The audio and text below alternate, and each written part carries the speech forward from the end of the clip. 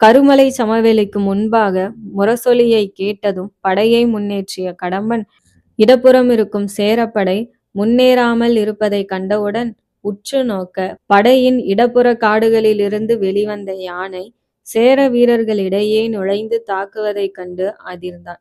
பரம்பினர் மீண்டும் யானை படையை வீழ்த்திவிட்டனரா என்ற ஐயம் ஏற்பட படை முன்னேறுவதை நிறுத்தினான்.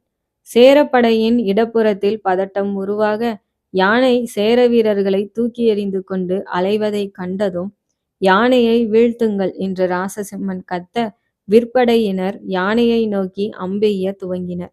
பாரி எளிதாக யானையை வீழ்த்திய முறையை நினைவு கூர்ந்த ராசசிம்மன் யானையின் காதுகளில் தாக்குங்கள் என்று கத்தினான். குதிரையிலிருந்து கீழே குதித்திறங்கி அருகில் இருந்த சேர வீரனிடமிருந்து ஈட்டியை பறித்தான். யானையை சற்று நெருங்கியவன் உடலை வளைத்து மிக வேகமாக ஈட்டியை எறிய ஈட்டி காதில் சொருகி நின்றது. தளர்ந்து போன யானை சிறிது தூரம் சென்று சரிந்தது. அனைவரும் விலகுங்கள் என்று சேர வீரன் இறைய சேரர்கள் வேகமாக விலகினர். ராசசிம்மன் அருகில் நெருங்கி ஈட்டியை கவனித்தான். ஈட்டி யானையின் மறுபுறத்தில் வராததைக் கண்டு மனமுடைந்தான். பாரியின் ஆற்றலுக்கும் தனது ஆற்றலுக்குமான வேறுபாட்டை உணர்ந்த கணத்தில் உடலெங்கும் கசப்பை உணர்ந்தான். மலையிடம் மோதும் மடுவாய் தான் இருக்கிறோமா அல்லது வானை அளக்க விரும்பும் பறவையாய் இருக்கிறோமா என தோன்ற ஒரு கணம் ராசசிம்மனுக்கு சில்லிட்டது.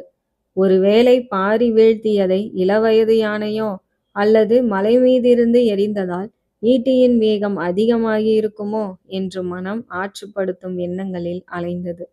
மனம் துவளக்கூட நேரமில்லாமல் யானைப்படை முழுவதும் வீழ்த்தப்பட்டிருக்குமா என்ற எண்ணம் உடனே தோன்றியது.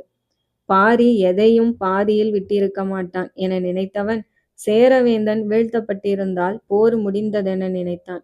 செம்மலையில் இருந்து கருமலையை நோக்கி அடற்காடுகளில் சேரப்படை நுழையும் போதே மரங்களின் மேலிருந்து சேரவேந்தனின் மேல் பரம்பின் தாக்குதல் இருக்கும் என ராசசிம்மன் எதிர்பார்த்தான். எனவே செம்மாஞ்சேரலை கவசப்படை சூழ வருமாறு கூறியிருந்தான்.